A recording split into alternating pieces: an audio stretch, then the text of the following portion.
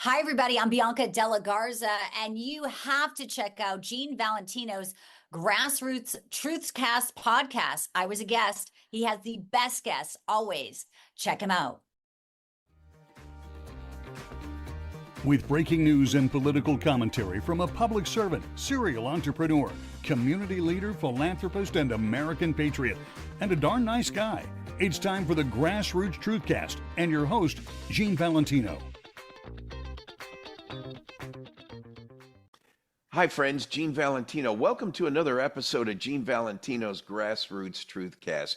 I'm with Mandy Gunasekara, former Trump EPA Chief of Staff, and a whole lot more to share with Mandy, with our audience. Hello, Mandy. Hey, Gene. It's great to be with you. And great to be with you. Folks, Mandy's background is quite interesting. Let's put it that way.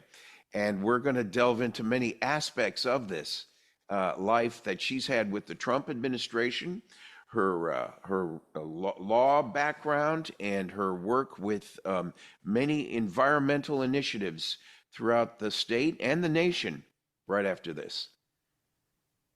A large retail store just canceled a huge order, leaving us with a ton of extra MyPillows. But you know what? That's their loss. I'm going to make it your gain. For the first time ever, you get standard classic MyPillows for wholesale prices, only $14.88. I can't believe I'm even saying that. Only $14.88. But it gets even better. For a limited time, I'm going to offer my entire classic collection at wholesale prices.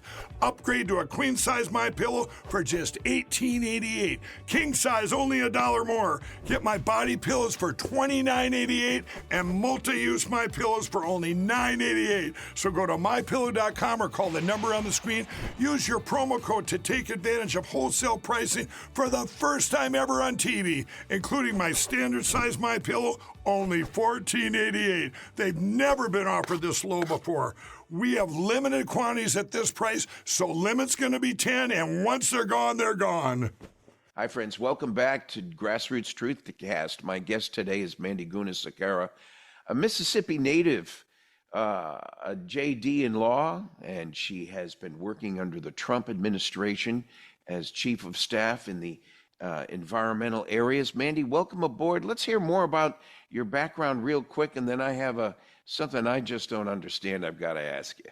I have a sense I know where that's going, but yeah, let me start with the easy stuff. So I grew up military brat, actually, and ended up coming home to a small town called Decatur, Mississippi.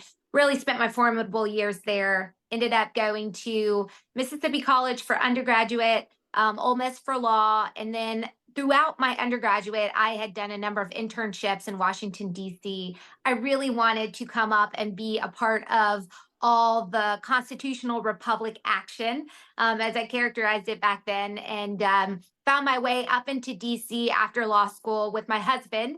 And I worked in the U.S. House of Representatives, the U.S. Senate in various roles, really honed in and developed an expertise in the environment and the intersection of energy development, which is obviously necessary for modern life as we know it, how to maintain important protections to the environment, and what that actually does for the economy. So that was sort of my trifecta of policy experience.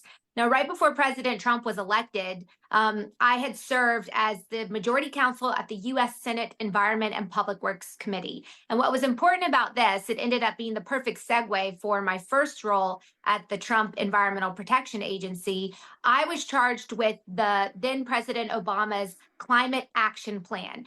I'm sure you paid attention and your listeners know this is when Obama took his so-called pin and phone initiative and he amped it up. And it's because all of his policies famously failed in Washington, D.C. through the congressional process because he couldn't get the people and the voters behind it. So he couldn't even get his own Senate-controlled and House-controlled majorities to get behind some of his initiatives, mainly his climate initiatives. So he turned to the agencies, and I had been charged with performing oversight of some of the most egregious regulatory violations/regulations, most of them coming from the U.S. Environmental Protection Agency, things like the Clean Power Plan, methane regulations, trying to force people into electric vehicles, really using permits as a way to control development instead of just improving overall efficiencies. And I did domestic and international. And so this got me a front row seat to a lot of the international negotiations that ultimately led to the 2015 signing of the Paris Climate Accord. So when President Trump won, I stayed in the Senate to get his first nominee for Administrator Scott Pruitt through the confirmation process. As soon as he was confirmed, I jumped over to EPA and initially served in a more technical role in our Office of Air and Radiation. And after that, ended up ultimately as Chief of Staff. Many people don't really realize just how environmental and eco-sensitive Donald Trump is. What was this? What was this Obama initiative that was failing? Pin and Phone. His pin and phone initiative. Remember, it was. Explain It that. was. Yeah. So after, and it really came to a head. He tried to pass something called cap and trade legislation. Yeah. This was in 2009, 2010. He was trying to put a price on carbon, and it failed to pass the Democrat-controlled Senate. So when a lot of his initiatives like that had failed in Congress, he famously said to the media, well, I've got a pen and I've got a phone. And he started using his pen and phone to apply pressure to administrative agencies that don't have the ability to write the laws like Congress. They have the ability to implement the laws consistent with legal authority delegated explicitly to them by Congress. Nonetheless, the Obama administration got to work reimagining legal authority, and EPA was the tip of the spear in their effort to try to restructure the economy by virtue of their climate change initiatives. This is very interesting. For many people, they think of Donald Trump in the context of being somewhat of an economist, somewhat of an entrepreneur, business, put the environment second. I must tell you, every time I hear him talk, it seems his economic development strategies seem to be more measured in the context of protecting environmental concerns as well. You see that to be so?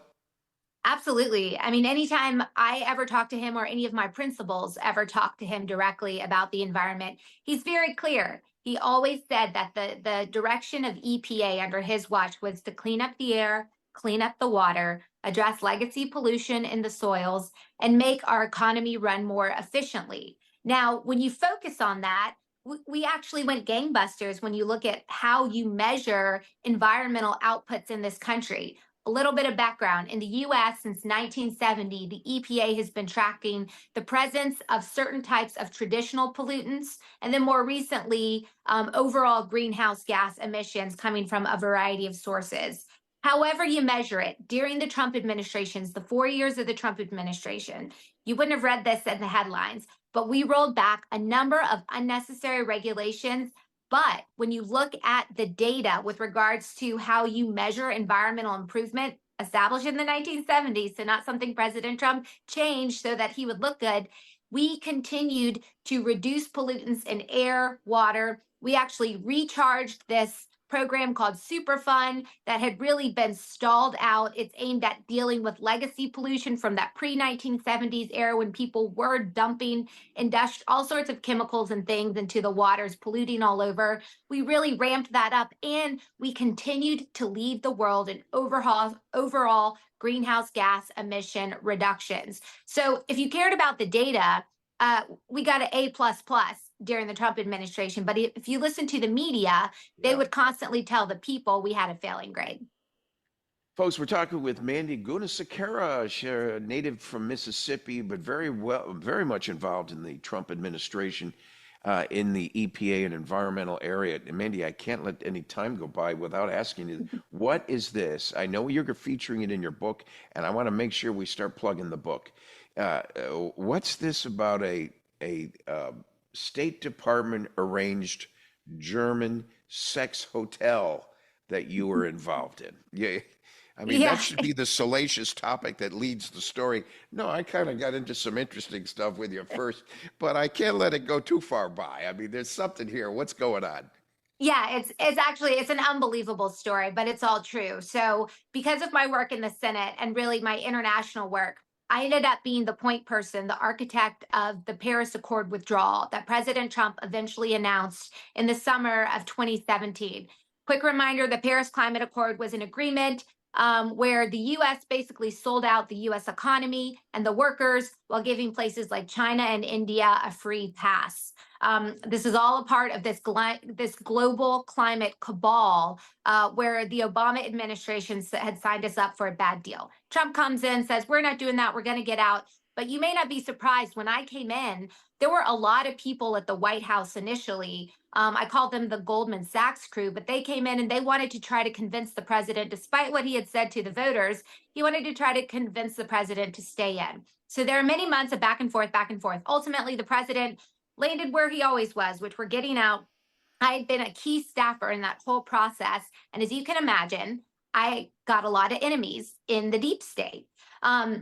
Fast forward, President Trump, after we got out of the Paris Climate Accord, he had assigned a group of us to come up with a better deal. And he sent us to the next climate conference that year. They hold one every single year, hosted by the UN in a certain nation.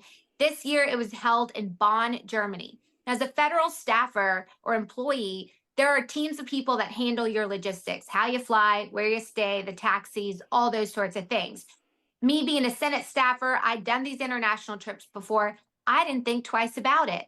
So I get to Bonn, and there's an entire delegation of over 120 folks, mind you, that I was finally a part of.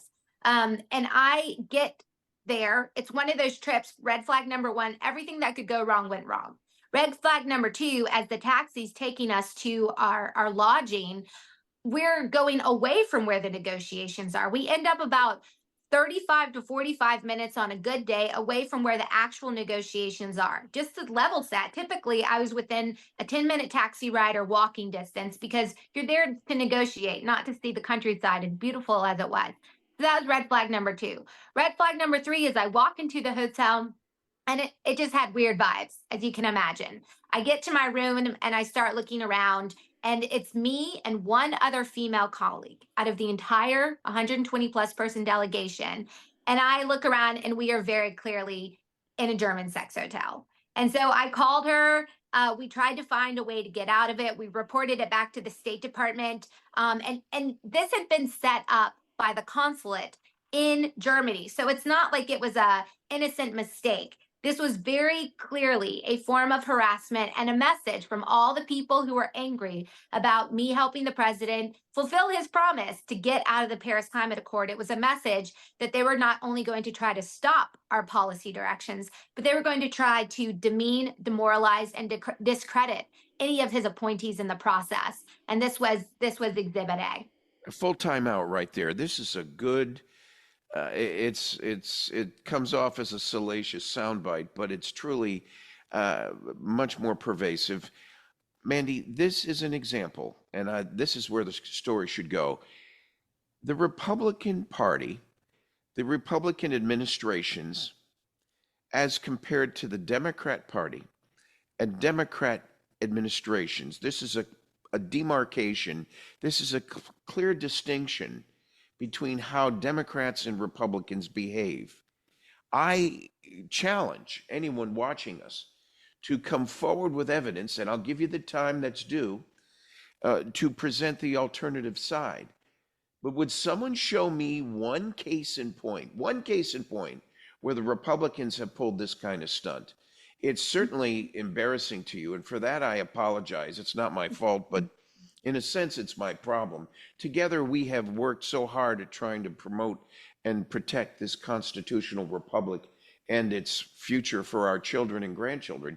Yet we find ourselves in a situation where bad behavior, people coming into office with doctorate degrees in various areas are not using it because they're encumbered with this kind of bad behavior. What say you?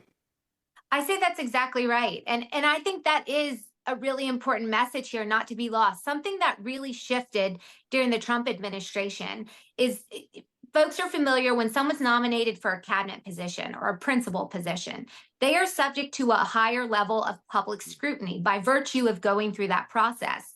Typically, the people under them, whether it's the chief of staff on down to, the young gun administrative assistant. That's someone fresh out of college getting their first job to work for the president. Typically, those people are not subject to that same level of public scrutiny. But all of that went out of the door during the Trump administration.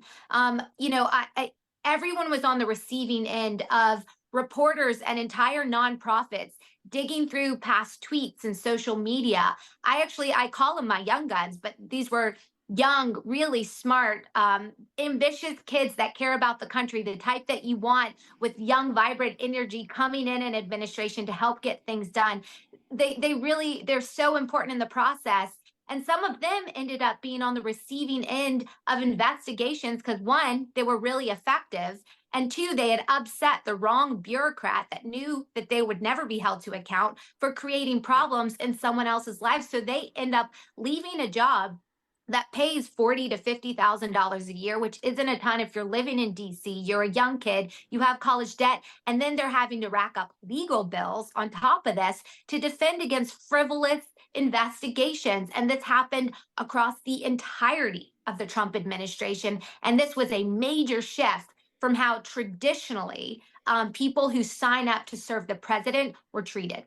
How much time did Donald Trump have to get down, I'd say, a few levels down to your level, and I say that respectfully, Yeah. to get down to your level and see some of those antics going on?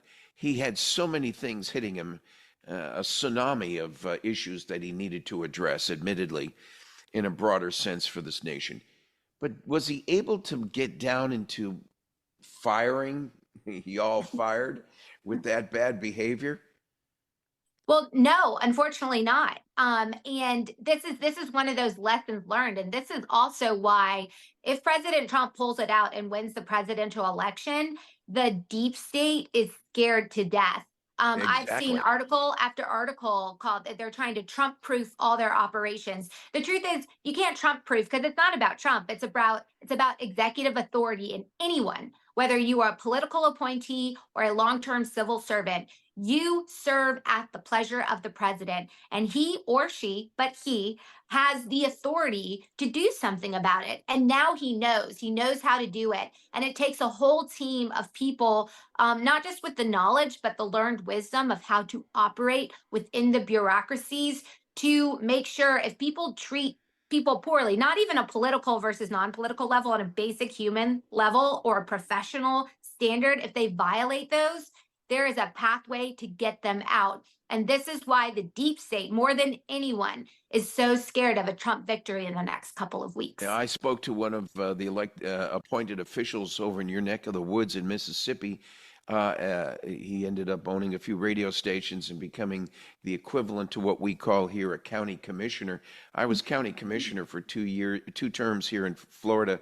And my biggest problem, Mandy, wasn't that I couldn't do the job, but that at times I found myself with some bad behavior around me that I had to micromanage or manage in some way, which really took me off my game in being able to get more done for the people who hired me, the voters.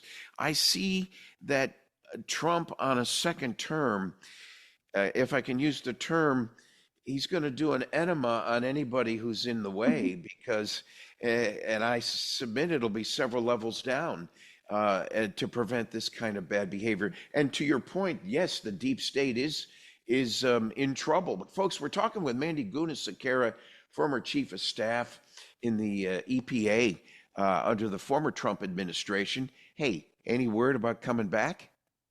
Well, there's a lot of interest. I actually think I could be more helpful on the outside. And I left DC. I've got 2 young kids, and I want to be first and foremost an Oxford mama for the next few years, and then secondly, figure out how to help my president. All right, well, let's talk about some of the things. First of all, your book, Y'all Fired. Let's get a plug out there for the book. Where can they get it? What's the book about?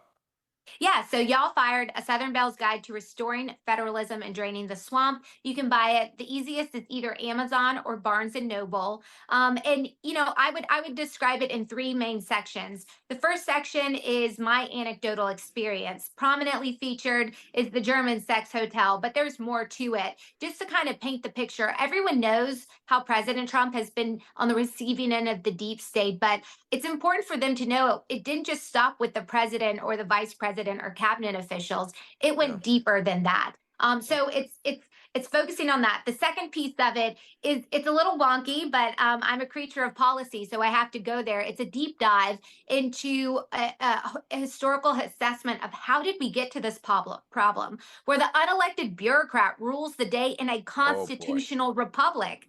It's Yeah. insane, but it really goes back to two things to highlight: passage of the 16th and the 17th Amendment. This is income tax and how we elect our senators. That really shifted some power dynamics from key protections from the state into investing into the federal state, into a capital that has continued to grow ever since, as long as an assessment of the role of FDR's New Deal. And then when the trust the experts mentality overtook so many different institutions, including the judiciary up until recently when there was a knock on Chevron. The Yeah. third piece of it is again, what do we do about it? And there's a lot of structural and technical options that I recommend for President Trump. It's funny you mentioned Chevron. I'm an investor in Chevron, and I see clearly that their stock has not moved in almost a year. They're involved in some litigation now that they just cannot seem to get out of, and I suspect that has something to do with Chevron's association with Trump and what the courts are trying to do to prevent Chevron from growing. But let's stay on the deep state, because I'm reading two other books, and I'm going to be reading Y'all Fired, so make sure you look for it on Amazon. But it's consistent with two other books I'm reading. One is Scott Walter's book, Arabella, which talks about the deep state and the billions of dollars that went in one direction to promote Democrats and social communist Marxist ideologies of candidates, which we now see in Congress. The other one is Dr. Shea Bradley Farrell's book, which is quite interesting. And she is talking about Marxism and communism as it pertains to Viktor Orban over in Hungary. And the two areas, they staved off the threat of communism there and are quite very much a Democrat republic amidst a lot of socialistic thinkings in the EU. What I'm getting at is, here's your book now espousing the same issue. We're talking about what I think is the biggest enemy to America, and that is the deep state initiative of a takeover of our constitutional republic through a manner of eating from within. Mm-hmm. It's not the nuclear bombs sailing through the skies that I fear. It's the people that have come through the border that are in your neighborhood and mine, that are corrosively taking down the democracies, the small governments in our neighborhoods, our villages, our counties, and our states. And I'm concerned about how the deep state, through the antics of a George Soros, a Bill Gates, a Mark Zuckerberg, and I could name, and you could name 10 more, that are funding worldwide through a 501c4 type system that authorizes this money to contribute to candidates of their choice. Well, if you look at Scott Walter's book, Mandy, you'll see 100% of $3+ billion, more than the REC and DNC combined, have contributed strictly to Democrat candidates, as evidenced by the fact that Kamala Harris is close to $1 billion in fundraising from these deep state actors, and the deep state media is now making fun of Trump because he picked up a few $1 million from from Elon Musk. What say you? How does this complement your position? Yeah, that's very consistent. And it's when I always say, and the way that I've been talking about this election, we're not necessarily as conservatives and Trumplicans, we're not up against Kamala Harris. We are up against that machine that you just described. And the left has been taking advantage of and abusing loopholes to allow for foreign dollars to come in to then be dispersed among political nonprofits that don't have to fully disclose. They don't have to fully disclose their donors and where funds come from. They have used that to set up an entire shadow campaign that, from an investment perspective, dwarfs the Democrat National Committee and the types of contributions that they give to their members. They have all of these various groups that will go out of their way to undermine conservative representatives. But that's not even the worst part. The other thing that they've done is they figured out a way to use taxpayer dollars by virtue of grants. And you see this at the EPA right now. There's this new office that was created under Biden called the Environmental Justice Office. Now, environmental justice is something that we worked on in the Trump administration. Communities that are more susceptible to pollution in lower income areas, they tend to be higher minority populations. That issue was substantively dealt with during the Trump administration. What the Biden team did is they took this issue and they turned it into a whole separate office.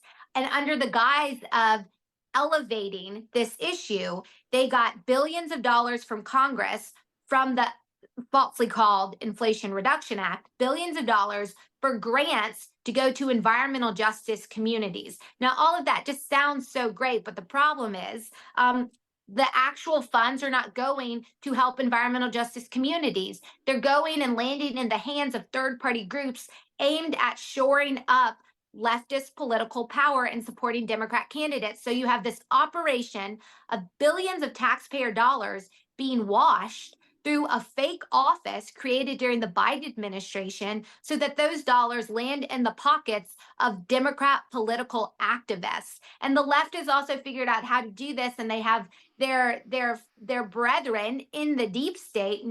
Just about 96% of the people affiliated with political activity in the federal government align themselves with the Democrat Party.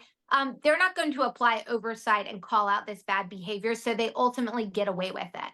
Well, isn't it reaching a point now where it's like they've been caught with their hands in the cookie jar, and they're at a point now where they're going to have to distance themselves? Is there no small coincidence certain candidates running for Senate and Congress are not complimenting Donald Trump, but they're certainly not aligning with Kamala Harris? Instead, they're proud of the fact that they supported legislation that either Trump initiated or Trump had endorsed. Yeah. Do you see that going on? They got to distance themselves from this bad behavior. Bad behavior again, folks. Do you see it, Mandy? Yeah, I do. So much of how the bureaucracy operates in the Democrat Party in general, it's a CYA exercise because they abuse their authority. They weaponize federal agencies to go against people or industries that have fallen out of political favor, AKA aren't on their donor stream. They use that power to go after them. And now we're at this point where Trump is most likely going to win. I mean, the momentum is with him. It's not even just the Senate, the people running for Senate and Congress. Kamala Harris herself tried to use President Trump's border wall. I know, I saw that. Like it's insane how ridiculous and how unqualified she is. It's so very clear. And then how bad their ideas are, to the point where they're trying to steal President Trump's ideas that they themselves have been on record denigrating for years. Okay, so, we have 27 amendments to the Constitution of the United States, a very well-written document. You know it well, the 27 amendments that followed the first 10, the Bill of Rights. But these 27 amendments all were worrying about articulating rights that were probably ignored or not clearly articulated in the founding document, such as a woman's right to vote, the emancipation, blacks and whites being equal, and so forth. But all these issues, seizure and access and the right to declare the fifth for privacy and all the other issues, my question is, these are rights-based amendments that are amendments to articulate the rights you should have, the liberties, the freedoms. How about some amendments to the Constitution that now punish for the specific wrongdoing of the antics you and I just got finished talking about? Manipulation of election integrity, a Justice Department with election interference, ballot harvesting. Proof of these things, to me, is a intentional act by the misuse of government to protect a political party or go after an individual. I can't understand, especially in this last 4 years, why so many Democrats hate Donald Trump more than they love America. The vitriol and the anger is so egregious, Mandy, that you would think an amendment would be in order to punish bad behavior now, since all the rights are clearly identified. Tell me a right that's not identified. We've gone the other extreme with transgenderism and men and women's sports and et cetera, that I think rights have been pretty well articulated. I think abuse has not been articulated. What say you? Yeah, I think that's exactly right. And I think our founding documents understood the natural evolution of any centralized entity to want to expand its relevance and grow. And in the process of that, it incrementally diminishes the rights of the individual and the state. And that's why so much of the original documents went out of their way to explicitly carve out their protections, because they understood, as we all know, and unfortunately have had to deal with the consequences of it not being kept in check, that a growing federal capital state really infringes on the role of the individual, but the role of the voter. It is so problematic that an unelected bureaucrat, over 2 million now, mind you, are responsible for implementing the laws. And in many instances, unless they're challenged in the courts, they're given some degree of significant leniency. Now, I say and all protection. this. And Protection. If it's a federal employee, it's immunity from prosecution. And my concern is, under your comment about restoring some federalism and draining the swamp, to me, when you say federalism, I don't think you mean the centralization of control, which moves us more towards socialism, Marxism, communism. You're thinking of what I would call a uniform platform where all of us in the 50 states are working, playing off the same hymnal, right? Yeah, and it's about restoring the role of the state as a true partner. It's more cooperation, not coercive, not responding to the coercive mandates of a federal government. Federalism is that partnership in implementing our constitutional republic, something that has been out of balance for quite some time, and it's only continually gotten worse. And to complement your point, let's look at the federal election of a president. Right now, today, we have 2 candidates running, and some people can vote, and others can't because of early voting. The early voting rules, as you know, vary state to state. Mm-hmm. That puts an advantage in place in certain states to see a little bit more about Donald Trump and Kamala Harris by holding off your vote until November 5th. It disadvantages the early voter who 2 weeks from now may say, oops, I voted 2 weeks ago. I think I made a mistake. And here's why. Last night on the news, I just found out, blah, blah, blah. And so this inconsistency, to me, justifies a new constitutional amendment that the voting process should be uniform and consistent in all 50 states. After all, we all have ballots we go home to vote in. My ballot is very different with the local city councilman and county commissioner and U.S. congressional representative, state U.S. senator, and so forth. But we all have one person in common that we're voting for, and that's the president and vice president on every ballot. It would seem to me that there is room under your federalism idea to bring a uniform plan in place in all 50 states and the district to allow for a uniform method of voting. Oh, yes, the Secretary of State in each state manages the process, but I don't think they have the authority or should have the authority to discriminate or advantage one state over another in the methodology of the voting. Your comment? Well, yeah, I mean, I saw front and center. I was part of the Lawyers for Trump during the 2020 election in Montgomery County, Pennsylvania. So these are the suburbs right outside of Philadelphia, and saw a lot of the shenanigans that went on in the provisional ballot fights that we were involved in for days after the election. I would say I would craft a balance where the states do continue to lead the charge, because just like everything else that has been federalized, in the sense that the federal government kind of takes over, the left is much better at using those institutions to effectuate their outcomes than the right. But I do think there are themes that should be universal, like illegal aliens, people who are non-citizens should not have the ability to vote. I don't care what state you're in or what the timeline is that you can actually cast your vote. If you're not a citizen of this country, you don't get to vote. That should be pretty uniform. And as an extension to that, proof of citizenship and voting. As you know, to explain what just happened in California. Yeah, well, California for a long time has been trying to make it illegal for poll workers to ask for the identification of the person coming in to vote.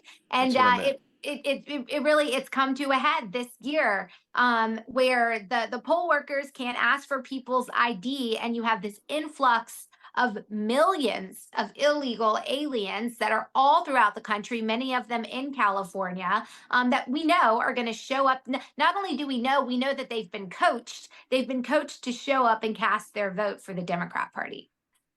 And to me, this is the greatest perpetration of a fraud, the use of government money and government authority to impose a direction on your ballot beyond your control. You know, it's funny, the word democracy and Democrat Party, for many of the immigrants, I don't say they're stupid, I just say they're ignorant on some of the distinctions between a Democratic Party and a Republican Party. I think if they got to know the difference between a Democrat Party, which was endorsing slavery not too many years ago, that they would find themselves better at home with Abraham Lincoln and many other Republicans in the Republican Party, who more aggressively supported free right, free trade, free access, free speech, and certainly the right to vote, not only for the different races, but for women as well. And I think what's happened is the deep state under a big, I hope America moves this next 4 years in moving the mountain on eliminating the fraud the Democrats have exposed within the operation of government. That's why someone like you needs to get back in the government. I know it's painful, but these constitutional amendments with legal beagles like yourself that know better to bring forward. When else are we going to bring an amendment forward with a Republican House and a Republican Senate and a Republican president? It's definitely, if there's a chance for amendments to come forward, it's during that time frame, and that would be historic to fix major issue on malfeasance and penalties for not protecting a border, doing things necessary to create a uniform definition of an American citizen, ergo a legal voter, and thirdly, a balanced budget. How about that? And how about term limits for congressmen and women and senators that whether it's Chuck Schumer, Nancy Pelosi, Maxine Waters, or Chuck McConnell. To me, it's it's time for these people to go after a certain length of time. What say you? Yeah, I think that, well, I would say the good news is I agree that the passage of a constitutional amendment would be historic. And you have to, typically those take a long time and you need some type of momentum. I will say when it comes to addressing the deep state, which just to be very clear, it is a tool of the progressive left. That's how it was designed. That's how it's continued to be. And that's why it's not about getting rid of it and replacing it. It's just getting rid of it altogether, because we've got to once and for all shrink the size and scope of the federal government. That will certainly help on the budgetary side. That'll help the economy boom. I was listening this morning to a podcast. Peter St. Onge is an expert at the Heritage Foundation, a place I also work at. And he was talking about the fact that there are certain manufacturing jobs in this country today that the taxes and the regulatory costs actually are more than what the salary of the worker ultimately is. That is a huge problem and totally counter to creating the type of capitalism and productive society that we historically have had. And there's an easy fix to it. The good news is that there are tools available today to fix these problems that the president can institute on day one. Having a constitutional amendment to back that up or legislation, that would be fantastic for the long term. But in the interim, we know that we can fix the border. We know that he can shrink the size and scope of the federal government. One of the things I recommend, I call it a 30 for 30, but on day one, we need the budgets of each of the agencies submitted that cut 30% of the agencies or cut each agency by 30% within the first 30 days. Budgeting typically is treated as sort of a rubber stamp process, but it is a super effective tool to really lay the groundwork and start trimming away the duplicative offices or the offices that have been co-opted for political purposes. I know many right offhand at EPA that could make a really big difference and get the government out of the way so that the people can do what the people do best, much better than any protected expert in Washington, D.C. May think that they know about. So the good news is there's lots of tools and ways to fix this now, and broader governance changes that could happen on day one that really restore the role of the individual, protect those rights, and once and for all degrade the number and relevance of bureaucrats in everyday Americans' lives. Folks, we're talking with Mandy Sakara.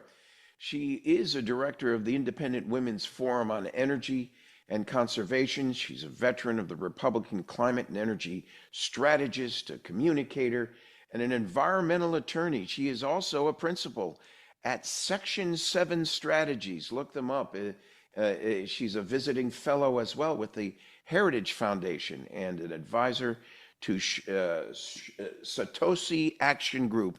That's no correlation to Satoshi Nakamoto on the blockchain technology, is it?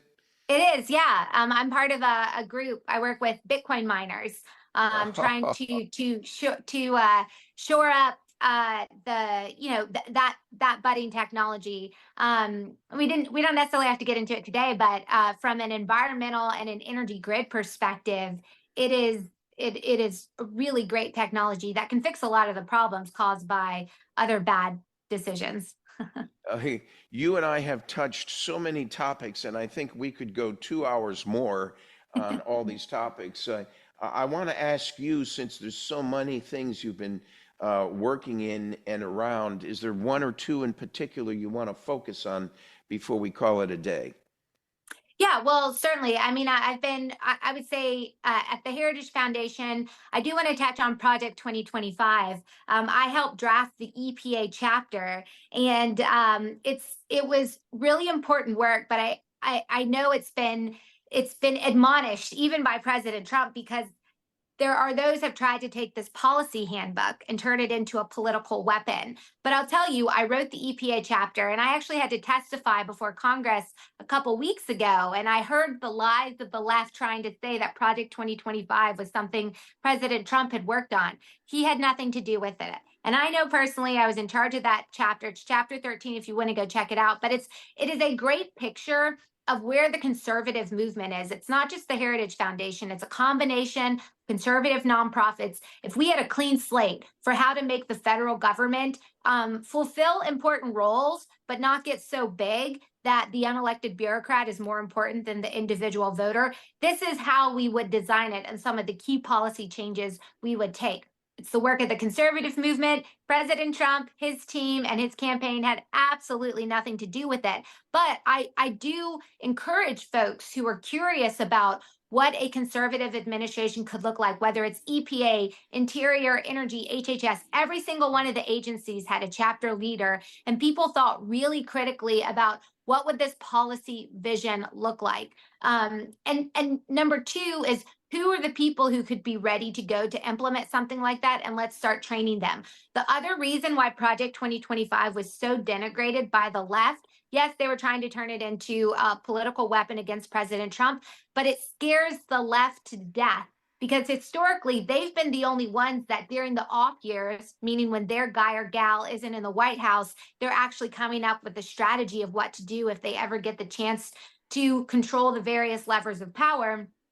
Conservatives got their act together over the past few years and have really tried to figure out what would it look like, what are the key policy changes, and who would be a part of it. So coming up with a strategy, whether or not the president, if elected, ever actually taps into that, that's his prerogative. But if he does tap into it, we're going to be ready to go and not waste time, which scares the left to death, which is why they've gone out of their way to try to undermine the credibility of it. But it is a very credible, thoughtful, strategic document that I would encourage people to take a look at as well.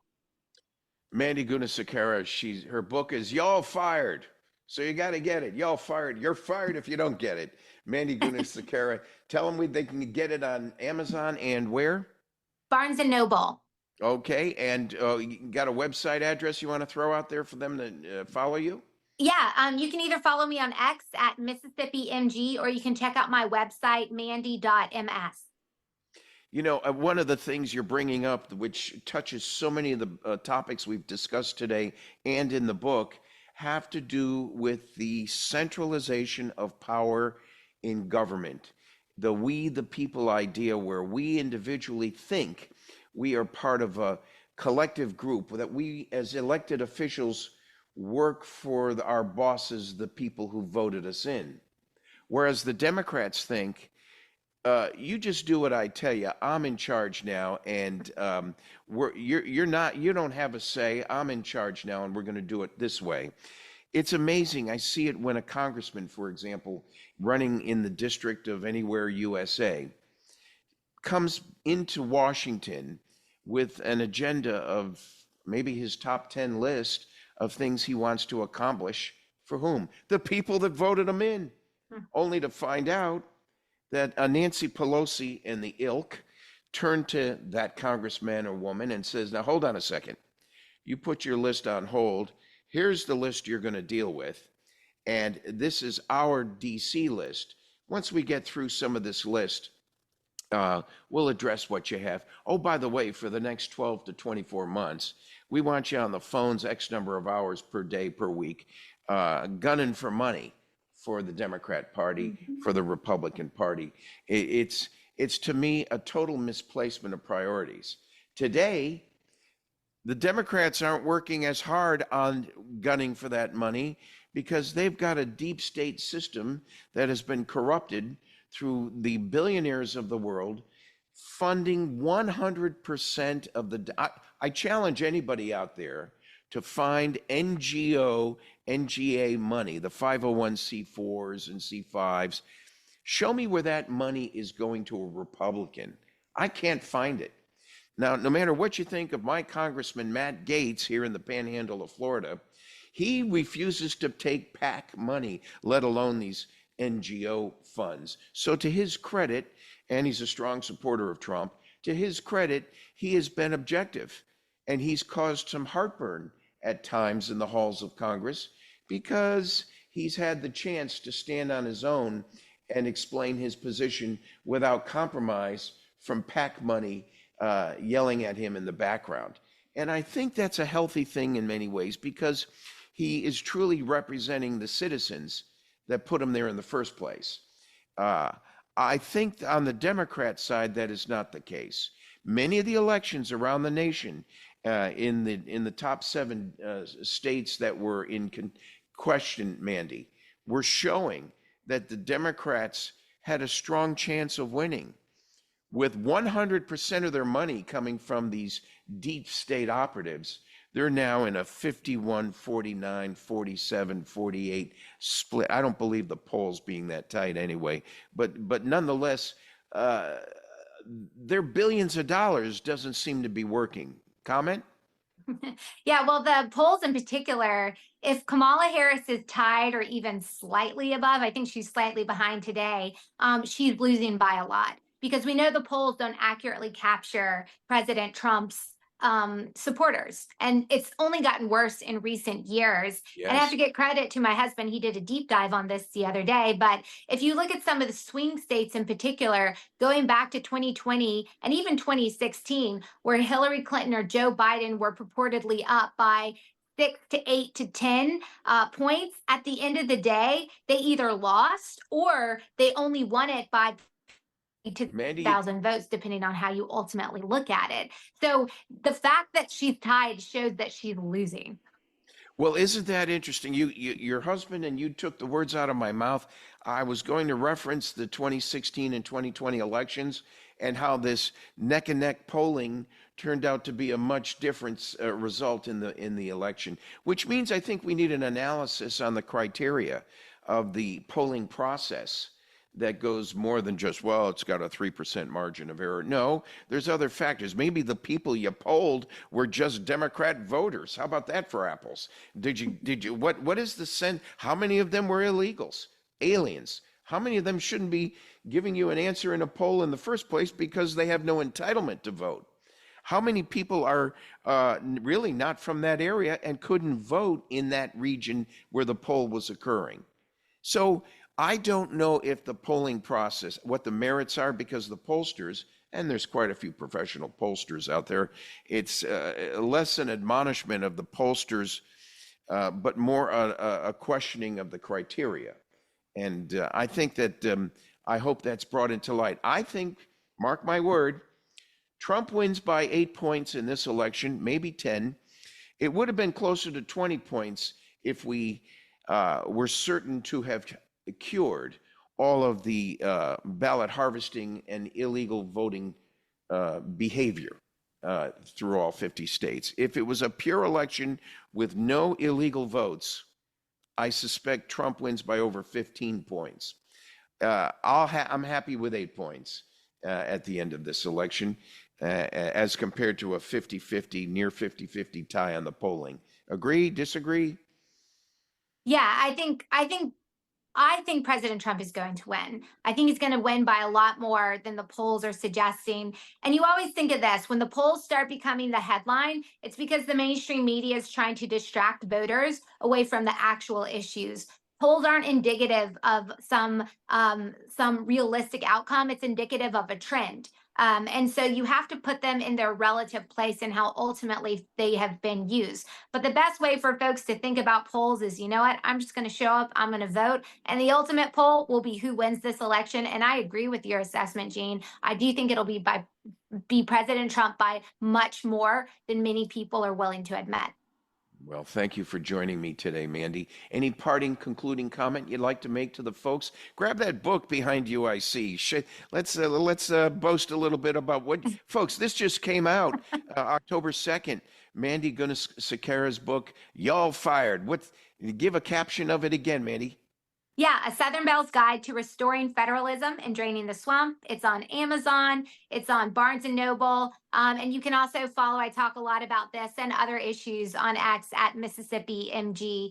But Gene, my parting words are, I'm so glad you have a show like this. I have to say, one of the most important rights that we have is the ability of free speech, and censorship has been on the rise. And the more conservatives and smart-minded, reasonable people we have out there filling the airways like your show, I think it's so important. I'm happy to be a part of your show today and have an opportunity to engage with your listeners. Well, it's very kind of you. Thank you for joining us. You know, because of the deep state activity in muzzling free speech on the major broadcast networks. A few conservative networks like Fox and Newsmax, more Newsmax these days than Fox, but nonetheless, there's a few out there that remain conservative and I should say more appropriately objective and fair and balanced in the reporting of the news.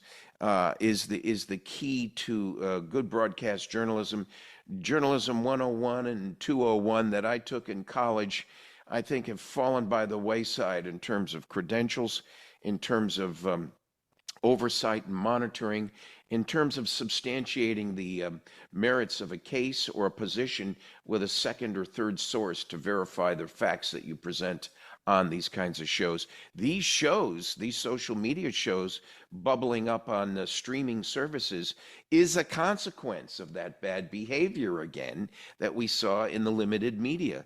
And the Jeff Bezos and the Zuckerbergs and other media giants that controlled the messaging in MSNBC, CBS, ABC, NBC, and CNN is exactly why someone like a Newsmax coming out with an investment opportunity to let millions of people step up and invest is the speaking of the masses in the media environment for the first time that I've seen in a long time in just that industry, this industry. And I think the future transformation of media, it's not about an old-fashioned radio and TV station and the network they're related to anymore. It's now a consolidation, a morphing of all sorts of pathways. It's like many highways going in the same direction, each a different highway with a different flavor, but nonetheless, they're all going in the same direction. And that's what the future media is going to provide. This show, Grassroots Truthcast, is but one example. And I'm very lucky to have had a young lady like you, a Mississippi belle for 7 generations, step up and speak to the heartfelt issues of this nation, and your willingness through your book as well, Y'all Fired, to express the spirit, the emotional flavor and feeling that we all have in this beautiful thing we call a constitutional republic, sitting against a backdrop of a democracy that has worked for almost 250 years. If these Democrats are so smart, how come we're not better off? We got to do things in a constitutional way, a conservative way that has been proven historically. And to your point, Mandy, I pray that these people on Election Day, just about 2 weeks away, vote Donald Trump back in to restore the constitutional republic we've been so proud of for so many years. Thank you for joining us today, Mandy, on the Grassroots Truthcast. We've got to have you back because I'd like to do a follow-up. I'd like to take this show and compare what we've talked about today against the results on November 6th. Yeah, I'm happy to come on anytime, Gene. I really appreciate you having me. Thank you for being with us. And thank you, folks, for joining us in another episode of Gene Valentino's Grassroots Truthcast. See you soon. Throughout history, the spirit of patriotism has prevailed. The battles may have changed, but the values remain the same. Today, in 2024, we find ourselves at a pivotal moment where the call for unity, freedom, and a better future echoes louder than ever. For more than 10 years, Patriot Mobile has been committed to supporting the values that make our nation great. With affordable plans and reliable nationwide coverage, Patriot Mobile is not just a wireless service. It's a call to action for those who believe in the American dream. Because this year is not just any year, it's the most important year since our nation's founding. Choose a wireless carrier that shares your values. Choose Patriot Mobile.